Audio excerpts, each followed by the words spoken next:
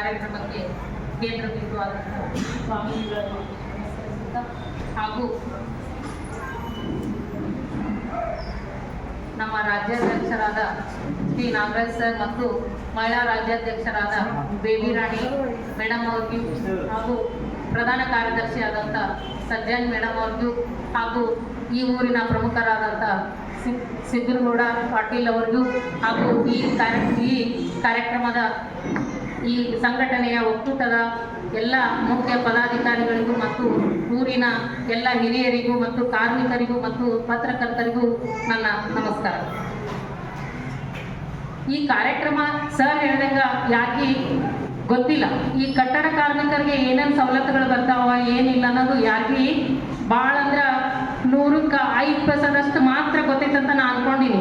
ಈ 3-4 ವರ್ಷದಿಂದ ಯಾರಿಗೂ ಗೊತ್ತೇ ಇಲ್ಲ. ಈಗ ನಾಗರಾಜ್ ಅವರು ನವ ಕರ್ನಾಟಕ ರಾಜ್ಯ ಕಟ್ಟಡ ಮತ್ತು ಇತರೆ ಕಾರ್ಮಿಕರ ಒಕ್ಕೂಟ ಎಲ್ಲ ಜಿಲ್ಲೆಗಳಲ್ಲಿ ಮತ್ತು ತಾಲೂಕುಗಳಲ್ಲಿ ಈ ಕಾರ್ಯಕ್ರಮಗಳನ್ನು ನಡೆಸೋದ್ರಿಂದ ಎಲ್ಲರಿಗೂ ಸ್ವಲ್ಪ ಅವೇರ್ನೆಸ್ ಮೂಡೈತಂತ ನಾನು ಅನ್ಕೊಂಡಿನಿ. ಆಮೇಲೆ ನಾವು ಇಲ್ಲೇ ಒಂದ್ಸರಿ ಮುದ್ನಾಳದೊಳಗೆ ನಮ್ಮ ಮನೆಗೇನ ಉಸುಕು ಸಾಣಿಸೋರು ಒಂದ್ಸರಿ ಏನಾಯ್ತು, ಬಜಾರ್ಲಿಂದ ಊರಿಗೆ ಹೋಗೋದ್ನಾಗ ಎಕ್ಸ್ಟೆಂಟ್ ಆಗಿ ತೀರ್ಕೊಂಡಿದ್ರು. ಅವ್ರಿಗೆ ನಾನೇ ಕಾರ್ಡ್ ಮಾಡಿಸ್ಕೊಟ್ಟಿದ್ದೆ. ಕಾರ್ಡ್ ಮಾಡಿಸ್ಕೊಟ್ಟು 3 ವರ್ಷ ಆಗಿತ್ತು. ಇಬ್ರು ರಿನ್ಯೂವಲ್ ಮಾಡಿಸಿದ್ದು. 3 ಜನ ತೀರ್ಕೊಂಡ್ರು, ತಾಯಿ, ಮಗಳು, ಅವ್ರ ತಮ್ಮ. ನಾವು ಮಾತಾಡ್ಸಕ್ ಹೋದಾಗ ನಿಮ್ಗೆ ಕಾರ್ಮಿಕರ ಕಾರ್ಡ್ ಮಾಡಿಸ್ಕೊಟ್ಟಿದ್ದೆ, ಮತ್ತು ನೀವು ಅದ್ರದ್ದು ಏನಾರ ಸವಲತ್ತು ತೊಗೊಂಡ್ರಿ ಅನ್ನಂದ್ರೆ ಇಲ್ರಿ ಮೇಡಮ, ನಮ್ಮ ಮನೆಯವರಷ್ಟೇ ಅದನ್ನ ವರ್ಷ ರಿನ್ಯೂವಲ್ ಮಾಡೋದಿರ್ತೈತಿ. ರಿನ್ಯೂವಲ್ ಮಾಡ್ಲಿಕ್ಕೆ ನಿಮ್ಗೆ ಯಾವುದೇ ಸವಲತ್ತುಗಳು ಬರೋದಿಲ್ಲ. ಅದರಲ್ಲಿ ಇಬ್ರು ರಿನ್ಯೂವಲ್ ಮಾಡಿದ್ದಿಲ್ಲ, ಒಬ್ರು ಮಾತ್ರ ರಿನ್ಯೂವಲ್ ಮಾಡಿದ್ರು. ಅವ್ರಿಗೆ ಅವ್ರ ಕುಟುಂಬಕ್ಕೆ 5 ಲಕ್ಷ ರೂಪಾಯಿ ನಾವೇ ಇಸ್ಕೊಟ್ಟಿವಿ. ಈಗ ಏನಾಗ್ತಾ ಎಲ್ಲರೂ ಇವ್ರು ಸರ್ ಹೇಳ್ದಂಗ ಈಗ ಎಲ್ಲರೂ 200-300 ರೂಪಾಯಿ ದುಡಿದ ನೋಡ್ತಿರ್ತೀವಿ. ಅದರ್ಲಿಂದ ಏನೇನು ಸಹಾಯಧನ ಬರ್ತಾವ ಅನ್ನೋದು ಯಾರಿಗೂ ಗೊತ್ತಿಲ್ಲ. ಈ ಸಹಾಯಧನ ಮತ್ತು ಮಕ್ಕಳಿಗೆ ಶಿಕ್ಷಣಕ್ಕೆ, ಆಮೇಲೆ ಮತ್ತು ಬಸ್ ಸೌಲಭ್ಯ, ನಿಮಗೆ ಫ್ರೀ ಬಸ್ ಇರ್ತೈತಿ ಸೌಲಭ್ಯ.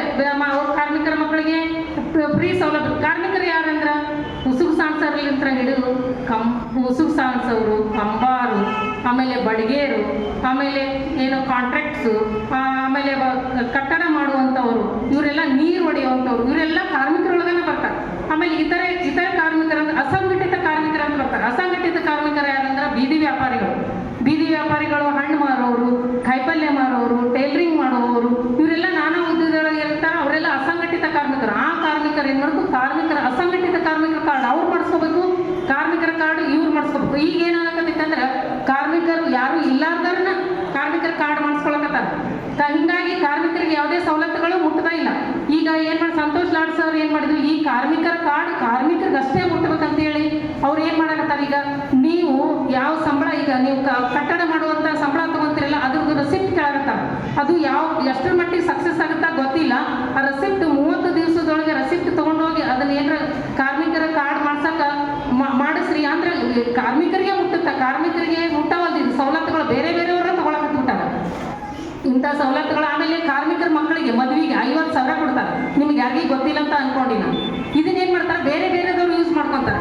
ನೀವೇನು ಮಾಡ್ಬೇಕು, ಕಾರ್ಮಿಕರು ಸರ್ ಹೇಳಿದಂಗೆ ಎಲ್ಲ ತಾಲೂಕುಗಳಲ್ಲಿ, ಎಲ್ಲ ಊರುಗಳಲ್ಲಿ ಕಾರ್ಮಿಕರಿಗೆ ಹೋಗಿ ಇಂಥ ಸೌಲಭ್ಯಗಳು ಬರ್ತಾವ ಅಂತೇಳಿ ನೀವೇನು ಬರುವಂಥ ಗೌರ್ಮೆಂಟ್ಲಿಂದ ಬರುವಂಥ ಸವಲತ್ತುಗಳನ್ನು ಜನರಿಗೆ ಮುಟ್ಟಿಸ್ಬೇಕಂತೇಳಿ ನಾನು 1-2 ಮಾತು